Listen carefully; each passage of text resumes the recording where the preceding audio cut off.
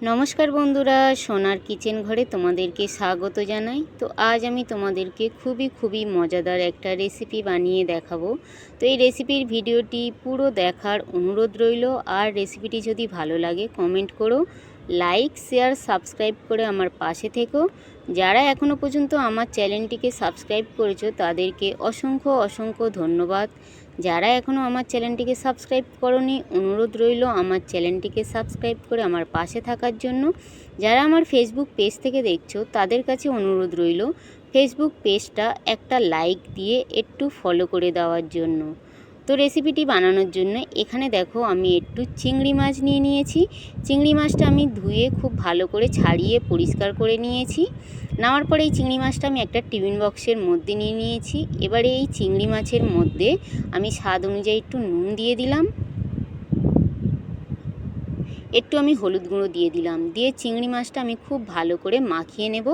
আজ আমি চিংড়ি মাছের ভাপা বানাবো। তো আমি নুন আর হলুদ দিয়ে চিংড়ি মাছটা আমি ভালো করে মাখিয়ে নিলাম। মাখিয়ে নেওয়ার পরে এখানে দেখো আমি একটা মিক্সিং জার নিয়ে নিলাম।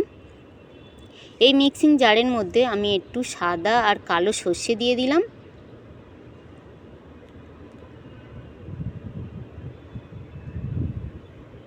দু থেকে 3 চামচ আমি একটু নারকেল কোড়া দিয়ে দিলাম।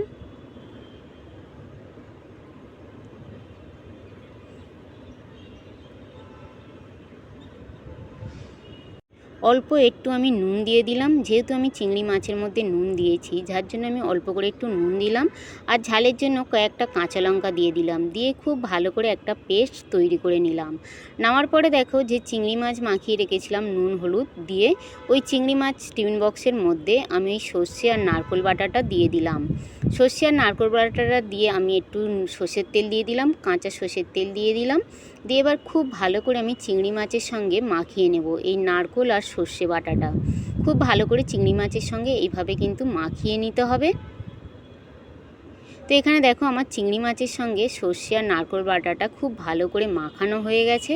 খুব ভালো করে মাখানো হয়ে যাওয়ার পরে যে মিক্সির মধ্যে আমি সর্ষে আর নারকেলটা বেটেছিলাম, ওই মিক্সিটা ধুয়ে অল্প করে একটু আমি সামান্য জল দিয়ে দিলাম।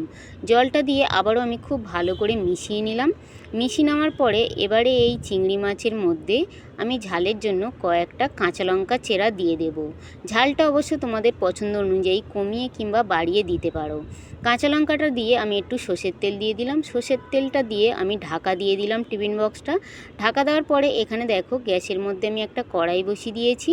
ওই কড়াইয়ের মধ্যে আমি একটু জল দিয়ে দিয়েছি। জলটা খুব ভালোভাবে ফুটে গেলে ওই জলের মধ্যে টিফিন বক্সটা বসিয়ে বেশ কিছুক্ষণ 15 থেকে 20 মিনিট আমি ঢাকা দিয়ে এইভাবে আমি গ্যাসটা কমিয়ে ভাপা বানিয়ে নেব। চিংড়ি মাছের ভাপা গরম গরম ভাতের সঙ্গে খেতে কিন্তু দুর্দান্ত লাগে। তো এখানে দেখো 15 থেকে 20 মিনিট পরে আমি গ্যাসটা বন্ধ করে টিফিন বক্সটা আমি নামিয়ে নিলাম কড়াই থেকে। এবার আমি তোমাদের খুলে দেখাচ্ছি। দেখো পরিবেশন করার জন্য কিন্তু চিংড়ি মাছের ভাপা একদম রেডি। আর কত সুন্দর দেখো দেখতে লাগছে, আর খেতেও কিন্তু দুর্দান্ত লাগে। তো আগে যদি তোমরা এইভাবে চিংড়ি মাছের ভাপা না বানিয়ে থাকো, একবার হলেও কিন্তু আমার মতন করে বানিয়ে দেখতে পারো। আশা করি ছোট থেকে বড় সবাইয়ের কিন্তু ভীষণ ভালো লাগবে।